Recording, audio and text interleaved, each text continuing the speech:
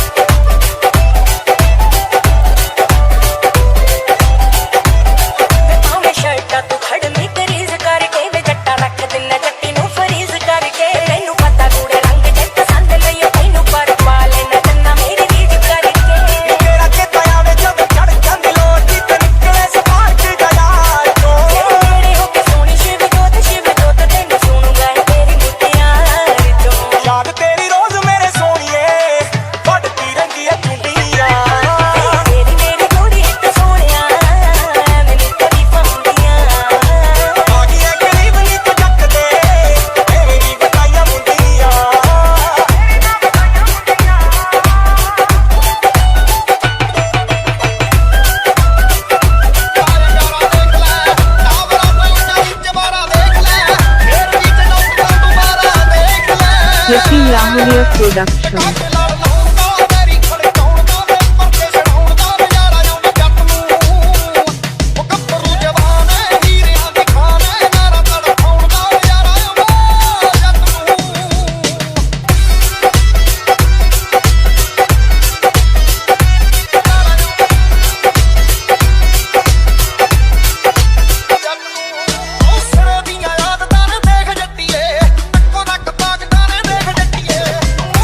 शौक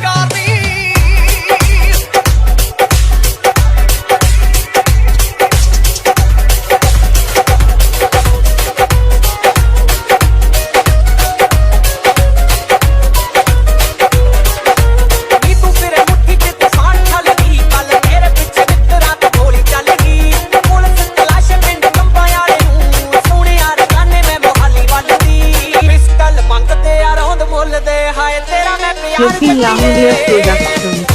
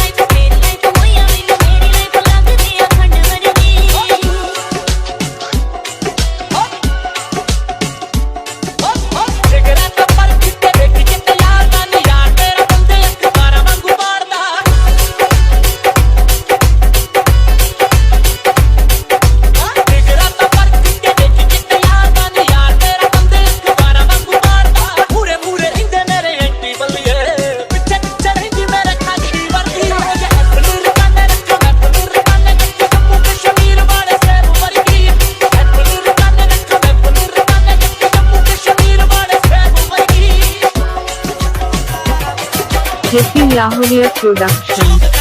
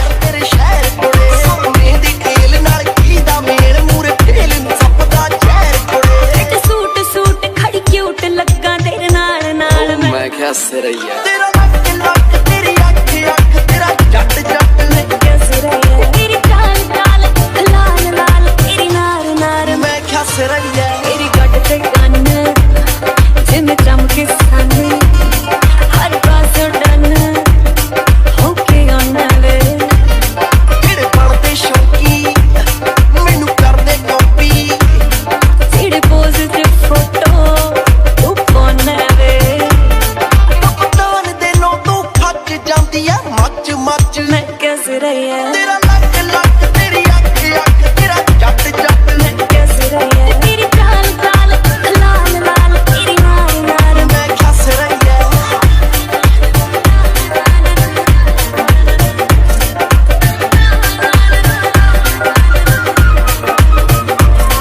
एक चमके नाम मरते नियाम हर शाम पठंडे पुन्ने आ वो तो कोई टेकदा बड़ा महंगा बेचदा गीत भर के लिखदा पे पुन्ने आ एक लिखदा गीत 5-7 वे तू हर साल साल, मैं खस रही है। तेरा लक लक तेरी अख अख तेरा जट जट मैं कैसे रही है, तेरी चाल चाल ले नस के किसे बतिया बतारू हंस हंस के मन कर तारे कट ले नस के।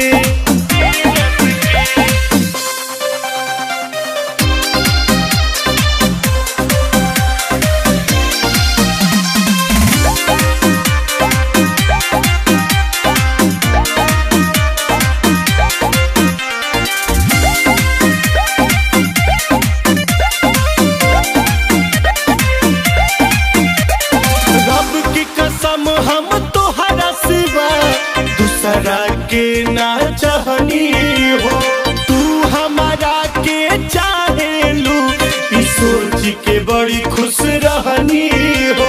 तू हमारा के चाहेलू, ई सोच के बड़ी खुश रहनी हो। रब की कसम हम तोहरा सिवा दूसरा के ना चाहनी हो, तू हमारा के चाहेलू ई सोच के बड़ी खुश रहनी हो। अब सोचने वाली बात ये थी कि ये आदमी कौन था। दोस्तों, ये डेविड था जो फिल्म की स्टार्टिंग में दिखा था। ये यहाँ पर एलिजाबेथ के साथ आया था। डेविड इन सभी को एलियन के बारे में सब कुछ बता देता है। डेविड ने यहाँ पर कई चीजों पर एक्सपेरिमेंट भी किए होते हैं। वो बहुत ही स्वार्थी हो चुका था। हमें यहाँ पर पता चलता है कि वो जब यहाँ पर आया था तो यहाँ पर कई सारे लोग रहते थे, लेकिन डेविड ने उन सभी को मार दिया था, यानी कि मौत की नींद सुला दिया था, क्योंकि डेविड ने उन सभी पर एक्सपेरिमेंट किए थे। वो ये बातें दूसरे रोबोट को बता रहा हो। दोस्तों, ये डेविड था जो फिल्म की स्टार्टिंग में दिखा था। ये यहाँ पर एलिजाबेथ के साथ आया था। डेविड इन सभी को एलियन के बारे में सब कुछ बता देता है। डेविड ने यहाँ पर कई चीजों पर एक्सपेरिमेंट भी किए होते हैं। वो बहुत ही स्वार्थी हो चुका था। हमें यहाँ पर पता चलता है कि वो जब यहाँ पर आया था तो यहाँ पर कई सारे लोग रहते थे, लेकिन डेविड ने उन सभी को मार दिया था, यानी कि मौत की नींद सुला दिया था, क्योंकि डेविड ने उन सभी पर एक्सपेरिमेंट किए थे। वो ये बातें दूसरे रोबोट को बता रहा होता है। वो कहता है कि तुम ये बातें किसी और को नहीं बताओगे, क्योंकि तुम भी मेरी तरह उन्हें हमला कर दिया होता है और देखते ही देखते वो सभी उसे अपना भोजन बना लेते हैं और मेलिनी और साथी भी वहां पहुंचते हैं, लेकिन वो भी उन हाइब्रिड बच्चों के प्लान का एक हिस्सा होता है। वो बच्चे अब उन्हें भी घेर लेते हैं। इसके बाद मेलिनी और उनके बीच एक फाइट होती है, जिसके बाद वो बच्चे वहां से भाग जाते हैं। अब ये सभी लैब पहुंच जाते हैं। वहां मौजूद कैलरिन अब लैब में एक गैस फैला देती है, जिसकी वजह से कैलरिन को छोड़ सभी बेहोश हो जाते हैं। इसके बाद डॉक्टर मेलिनी को घसीटकर ऑपरेशन के लिए ले जाती है। अब ये सच सामने आता है कि डॉक्टर कैलरिन को एक ब्लड इन्फेक्शन, लेकिन इनमें से कोई भी उसकी बातों पर विश्वास नहीं करता। अब सिवाज एलेक्स को उसकी कैंपिंग वाली जगह पर ले चलने को कहता है। इसके बाद एलेक्स इनके साथ आगे बढ़ने लगती है। रास्ते में इनको एक पलटी हुई बस मिलती है। नेट जब उस बस को चेक करता है तो उसमें एक गन और एक चाबी मिलती है। मिली हुई गन को नेट अपने पास छुपा लेता है, जिसे वो वोल्टर को दे देता है। गाड़ी को खोलने पर इनको उसमें ढेर सारा पैसा मिलता है। सिवाज सबको 2-2 भाग लेकर आगे चलने को कहता है, लेकिन वोल्टर जख्मी था, इसलिए वो बैग ढोने से इनकार कर देता है। सिवाज के फोर्स करने पर वोल्टर उस पर नेट की दी हुई गन के साथ हमला करने की कोशिश करता है, लेकिन उसमें गोली नहीं होती। सिवाज को इससे बहुत गुस्सा आता है और वहाँ जितने भी पिग आते हैं वो इन्फेक्टेड होते हैं, जो किसी को भी नुकसान पहुंचा सकते हैं, इसलिए वो उन्हें मार देती है। अब ये लोग मैकेनिक की तलाश में उस औरत के साथ उसके घर पहुंचते हैं।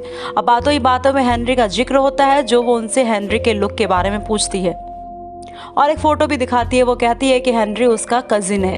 ये सुनते ही दोनों काफ़ी घबरा जाते हैं और वहाँ से जाने का फैसला करते हैं। अब सीन शिफ्ट होता है और दिखाया जाता है कि कैबिन के पास एक लेडी इंस्पेक्टर आती है, जिसका नाम विंगस्टन होता है। उसे पोल बताता है कि उन पर एक इन्फेक्टेड इंसान ने अटैक कर दिया था। वो अब रिपोर्ट लिखती है, लेकिन उस वक्त उस इंस्पेक्टर का बिहेव थोड़ा अजीब होता है। वो जब जूते निकालता है तो वो हैरान रह जाता है। वो देखता है कि उसका पैर एक भेड़ की तरह हो गया है। अब उन्हें कई भेड़ अपनी ओर आते हुए नजर आते हैं। ये देखते ही वो भागने लगते हैं। भागते भागते एक लैब में चले जाते हैं जहाँ भेड़ों पर एक्सपेरिमेंट किया गया था।